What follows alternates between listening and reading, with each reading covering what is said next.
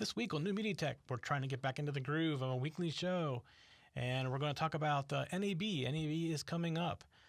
Google Reader's going away, and what about feedburner? Is it going away? We'll talk about that here coming up as well. All that right after this.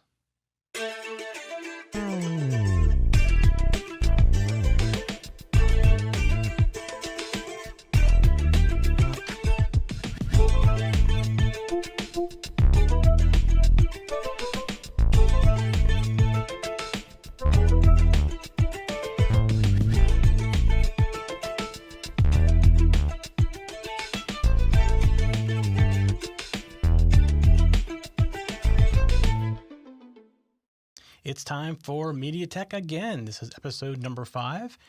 And I want to start out because just after I recorded the last show and I showed you the interface that I made to my ATEM so that I can control from my iPad, somebody came out with an iPad control. And the advantage to this is when I was using my Touch OSC interface, it was actually talking back to a Mac. And it was using Touch OSC Bridge and MIDI pipe to make the things happen. This software actually talks directly to the ATEM. Nothing is in between. So I'm going to hop over. I'm going to show you because it's pretty cool. And there's 2 versions of it. There's the Pro version and the Lite version. I have the Lite version because there's no reason for me to have the Pro version with my TV studio because it doesn't have all those features. So I'm going to hop over. I'm actually going to use it to get over there. And there it is. So much prettier than what mine was. Mine, again, was done in Touch OSC, just with the base Touch OSC buttons. But you can see that it has, down at the bottom, your previews. So you can see I'm changing the preview. You can't see what I'm doing with it, but the previews are changing. And then you can also preview your medias, which I have no medias in there right now. And let's go to somewhere. Let's go back to me and preview. And if you hit cut, it's a hard cut. So it works just like any switcher. Auto is fade, auto. And you can actually manually do the fade throw. So it's pretty cool. It's like $19 for the Lite version. And I think it's like $80 for the Pro version. Maybe it's $9, something like that. Like I said, in my case, I didn't need the Pro version because it doesn't do any good to have the Pro version. And I don't know if I can change and show you the Pro version. No, I can't. I thought maybe I could change it and show it to you, but that's weird. That shouldn't be happening. I think because of the bugging thing. I shouldn't be able to move that around. But anyways, that came out right after the last show was recorded, and I thought it was kind of funny. It was like a day or 2 later. I had to record the show, and I saw this announcement from this. So it's a very cool app. I've been using it a lot. It does more than what my app did. The only thing it's missing is I had a clock on mine, so when I was sitting here, I could tell what it was. Which doesn't really matter to me because I have a clock right there in front of me. It's just one of those things I thought it was kind of neat to have it on the iPad. I did have some future plans for that. I was going to control the color of the lights behind me and a few other things like that. I just never got around to it. But this works much better and doesn't require me to have a computer with the software running on it, 3 pieces of software running on it to be able to use it. So I can pretty much carry around with me anywhere, and it just works. And it's pretty awesome. So that was out since last time. Now we do have some other news. NAB is coming up. I believe it's 2 weeks away now. And lots of cool things are coming out of NAB this year, supposedly, from what I'm hearing. There's a lot of companies now just starting to get kind of quiet. Some of them are saying, come see us at NAB. So they're going to make some big announcements, and they're kind of quiet, like any before any big show. So that's coming up. The other news this week, or actually it's a little bit last week, after this that previous show was recorded, is Google Reader is going away. It's not going away like tomorrow. It's going away, I think, in late July, early August, something like that. But I use Reader all the time until I check for news. So I'm looking for another news reader. I've been playing with Feedly, but along with the announcement of the Google Reader going away, there was rumors that the feedburner was going away, and that is not true, at least not yet. So many people that are doing the new media, video, and audio distribution are using feedburner to distribute their feeds. I used to use feedburner, but I've moved to a company called PodTrack, and that's because feedburner does a good job at distributing your feeds, and feedburner still reads my feeds. So whatever reads feedburner is still going to get it. However, their measurement, their graphs, and the reporting, it doesn't make any sense. It just doesn't work. So I've gone to PodTrack, which is also free for the base service, and they give you graphs, and it's a lot more information about where your subscribers are coming from, what they're using, all that kind of stuff, and it's much more detailed. I definitely like it much better than feedburner. So I'm not as worried about feedburner going away. And if you are worried about feedburner going away, go check out PodTrack. It's PODTRAC, I think. Let me just make sure before I send it. Yeah, it is PODTRAC.com. So sign up for a free account. All my shows are running through there, and it's awesome, the information that they provide back to you about your subscribers. Plus, they also give you the ability to do surveys if you want, things like that. And as the bigger you get, they will actually start providing you advertising if you want it from advertisers, which I believe is how they're making their money. Now, there are some premium services you can also buy, but I'm working just fine with the free account, and it's awesome. Much better than feedburner, much easier to understand. You get around it much easier than feedburner. So I would recommend go check that out. Again, don't worry about feedburner going away. There is no current plans that I've heard of feedburner going away. All right, so I've had some questions since I started this show, and we've gotten a little slow start, and that's partially because the person I was going to use for my co-host has decided he cannot co-host with me because of some family issues. So I'm not looking for a new co-host, but I'm going to continue with the show with just me until I do find one.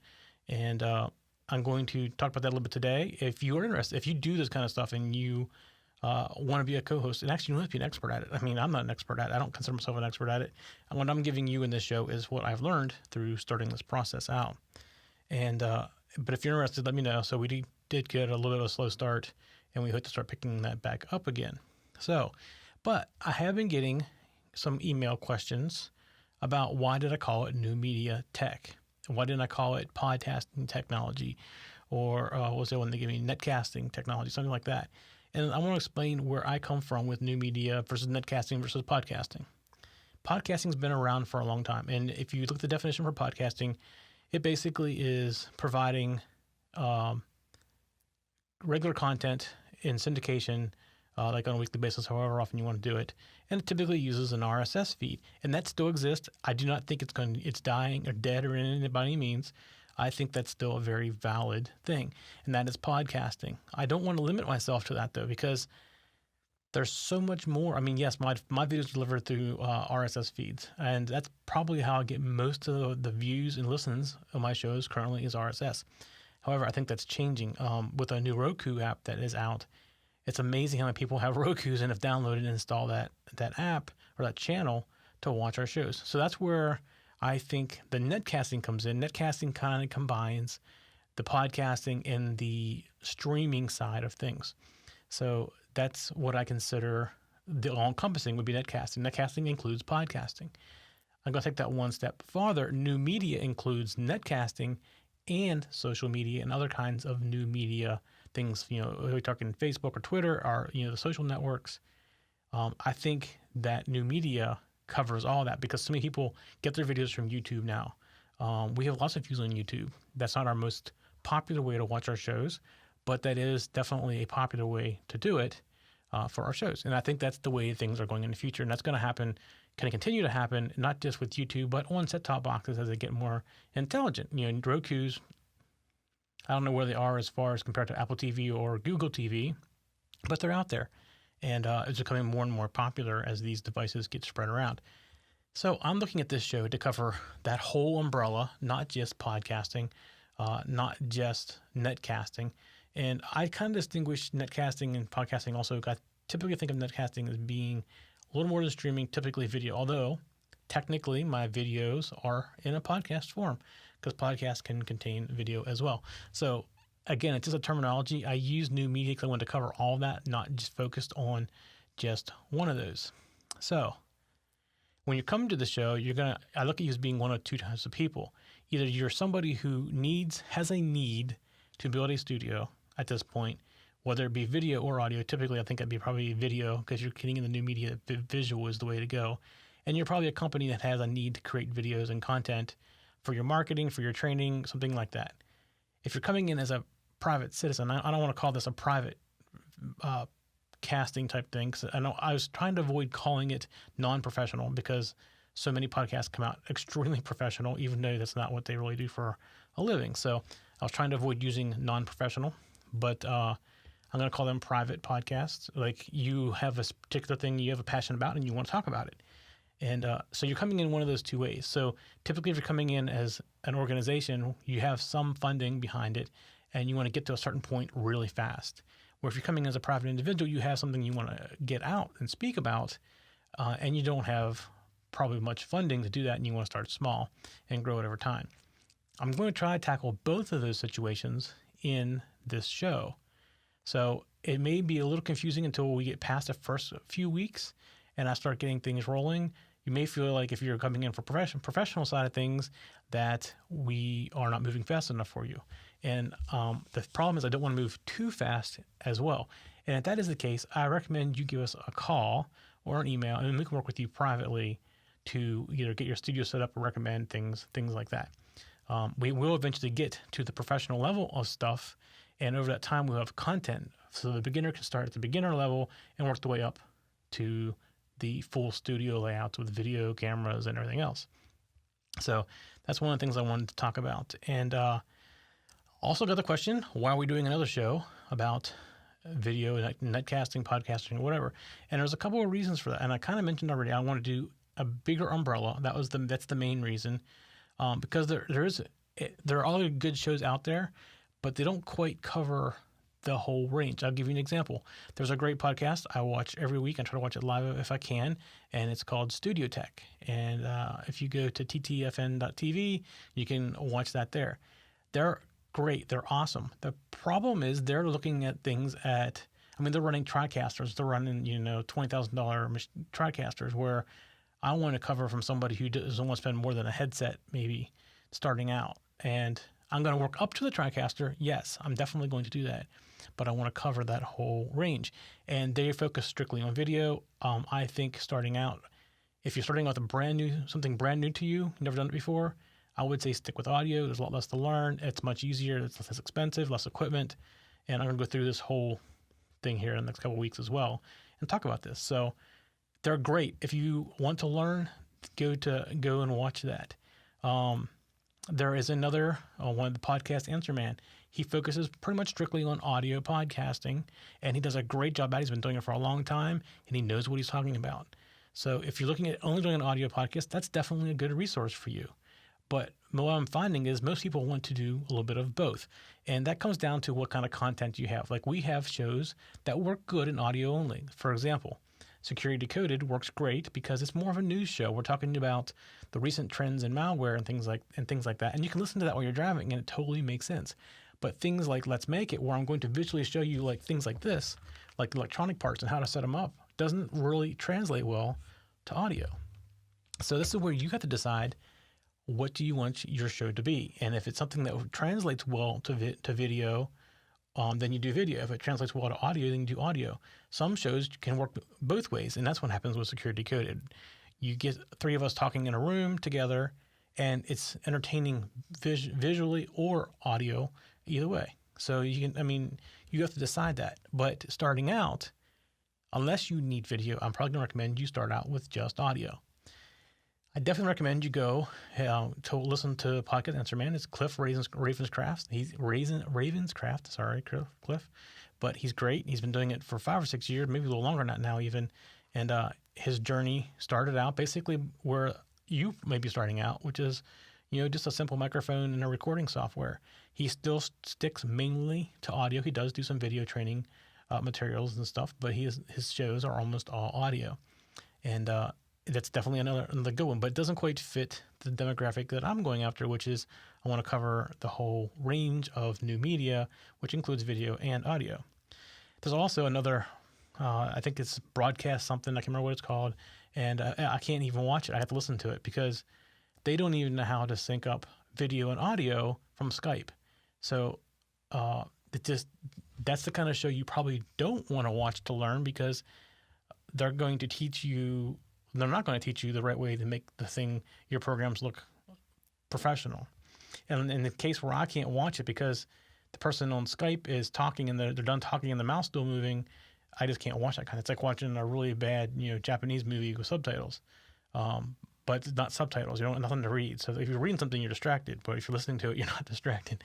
That's the kind of thing that drives me nuts. And the shows, that same show isn't produced. You see them in the beginning, starting not even looking and welcoming anybody. Just not welcoming at all. And it's not that I say you have to make everything perfect, because I'm the first one to say you don't want to be perfect. Otherwise, people don't think that you're real. If you watch any of our shows, we make mistakes, we let them in there. We do not take them out. But we also don't start it until we're ready to say welcome. We don't sit there and look away and then you do other things, then come up and say, oh, welcome. It's like, oh, yeah, you're here. So I just think we can do an overall better job for the wide range of new media versus being laser focused. And that's kind of what my goal is with this. We are going to laser focus on the process, and I'm going to talk about some of that coming up here as well.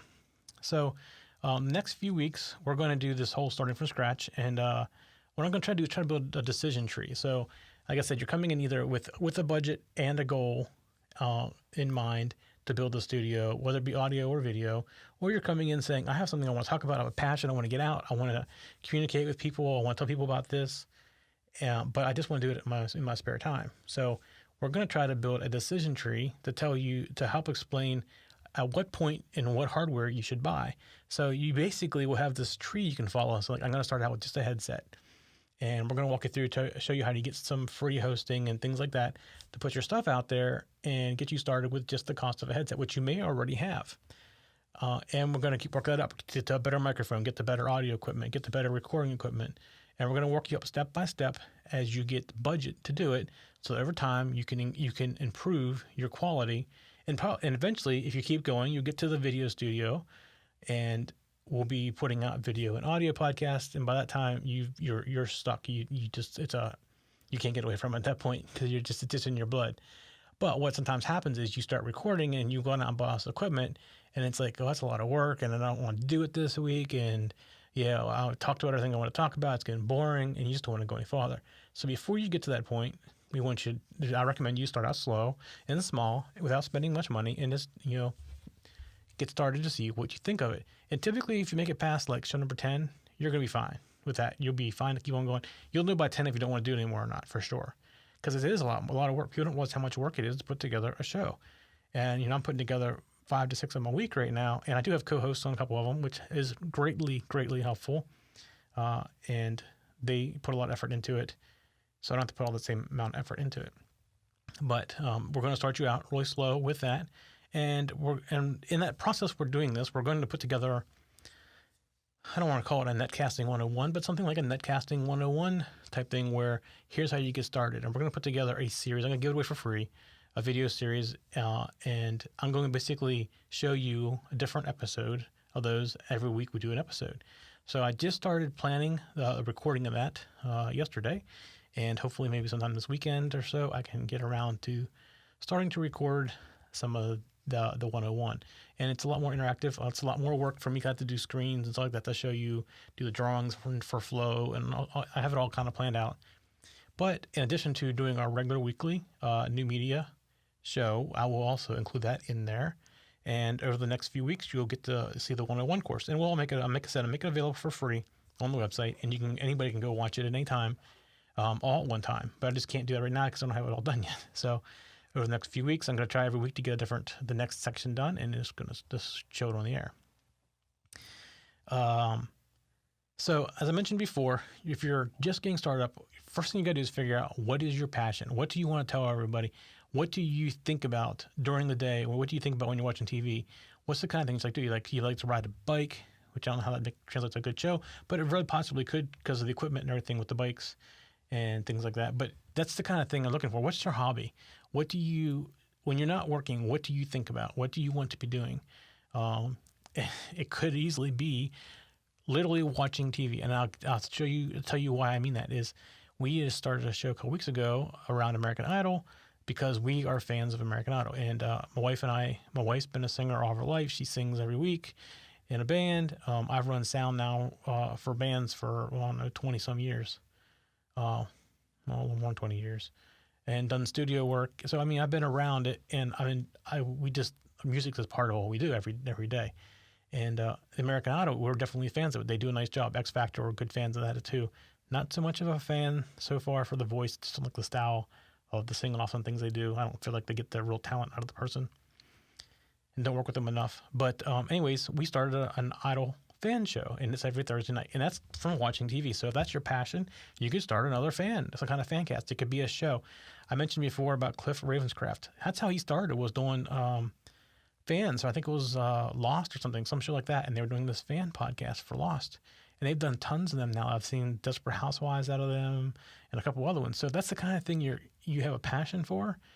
Sitting in front of a microphone talking just like this, it's a little hard at first, but it gets easier. It's a little harder in front of a camera as well. And the camera makes it a little bit more difficult until you get used to the camera being on. You just don't even think about it anymore.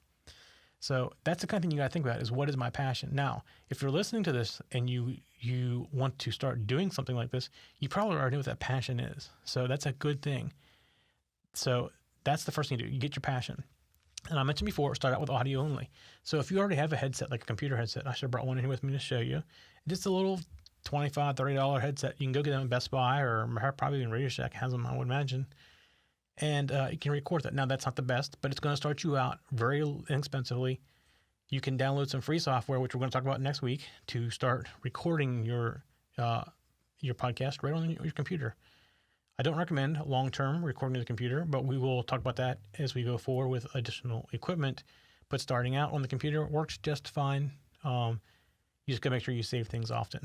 That's what I want to say with the computer, because computers do fail, as do other electronic parts, but things that are purpose-built typically don't fail as often as things that are not. So if you decide you do want to do a video, so there's a couple ways you can do video, starting out really expensive. Some people just use webcams. Now, I will say, if you're going to do that and you can afford to, go get like a Logitech C510 or 520. They are high-def webcams. Most computers that come with webcams, they are not high-def, not really high quality. They're tiny, they're really small lenses. But if you can afford to get one, they're probably like in the $40 range. Plus, you need the headset, at least a headset. That's the way you can record video. And we're going to talk about that in the future too.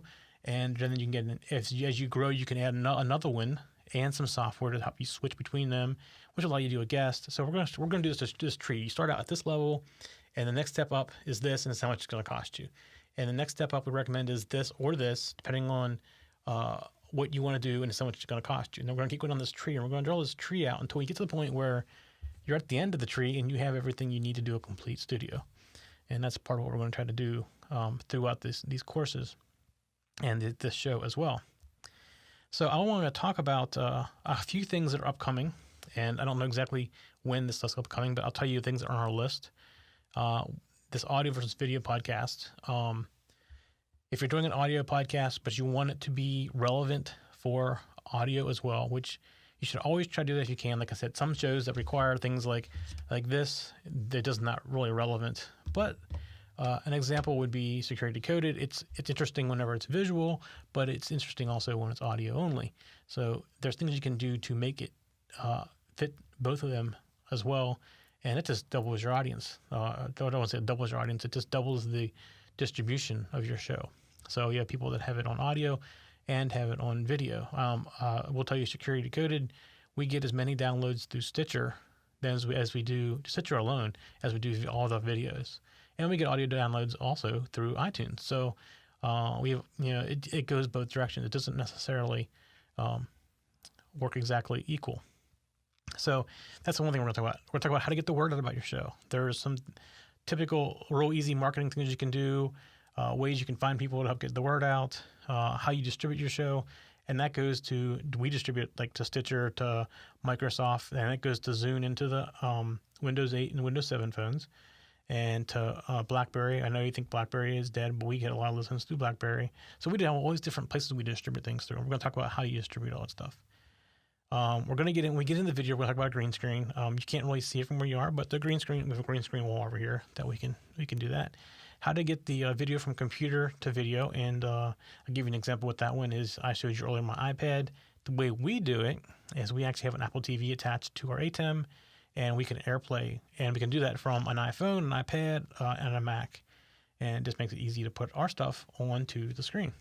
It's real easy to do that. And there's a bunch of ways you can do that, and we're going to talk about some of those options. Designing a website, creating a website. What tools do you use? Where do you put it? Things like that. How do you create a podcast file or an RSS feed file? There's many ways you can do that. We don't do it like anybody else does because we have custom written stuff to do ours.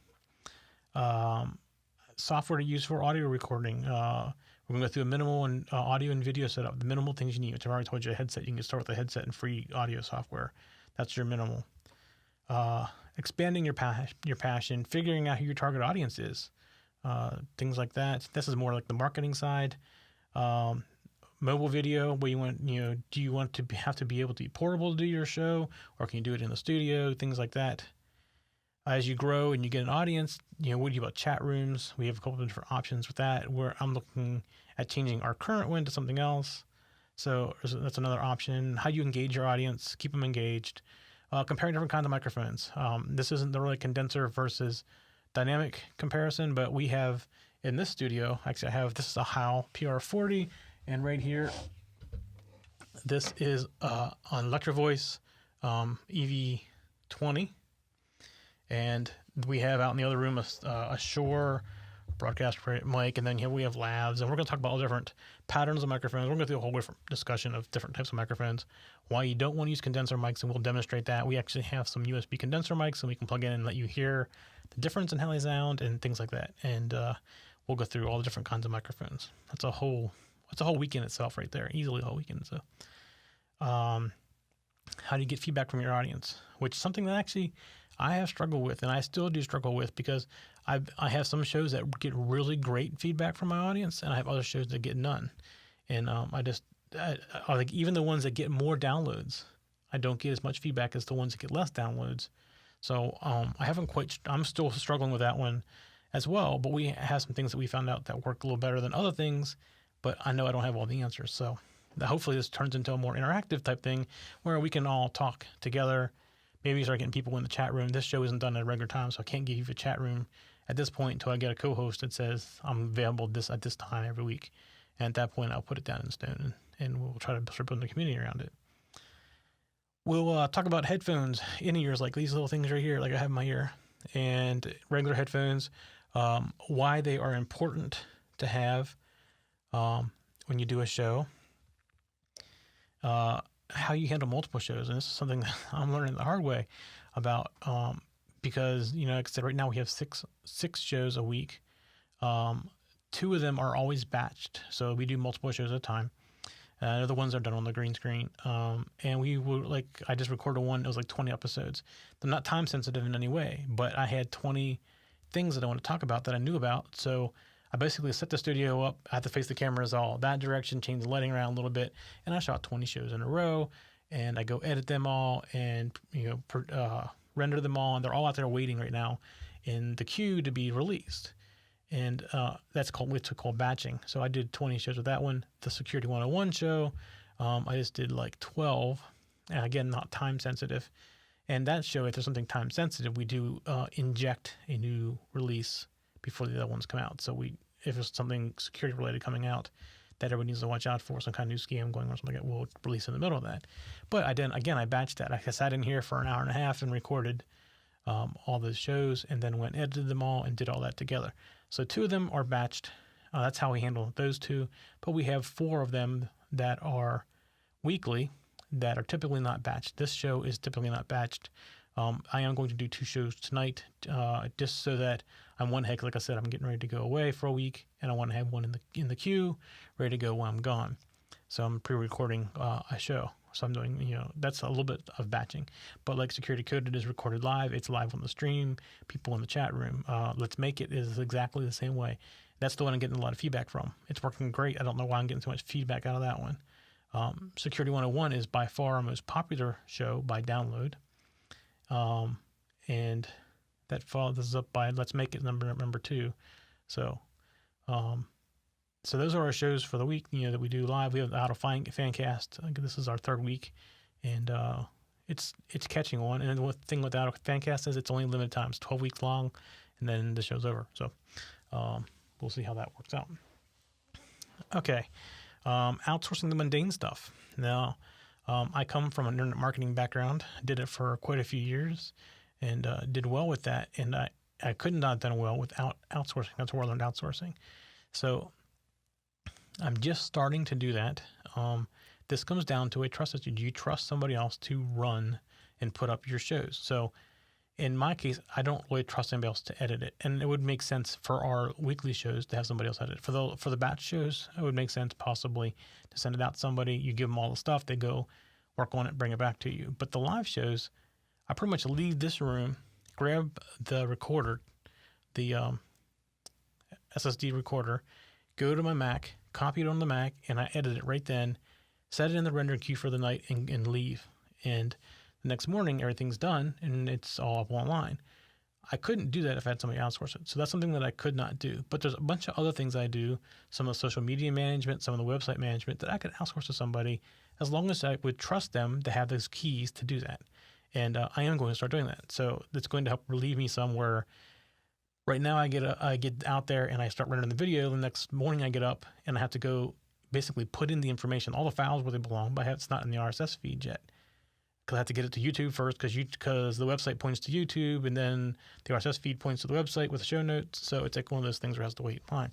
Where if I could give it to somebody that was, typically I would use somebody probably in the Philippines. I've always had good luck with people in the Philippines. They could do it while I was sleeping because the render would be done. And when I got up in the morning, it'd just all be online already. So it would be done early. So I'm definitely looking at that, using things like Podio to do tracking and things like that. So we'll get into the whole outsourcing thing a little bit later.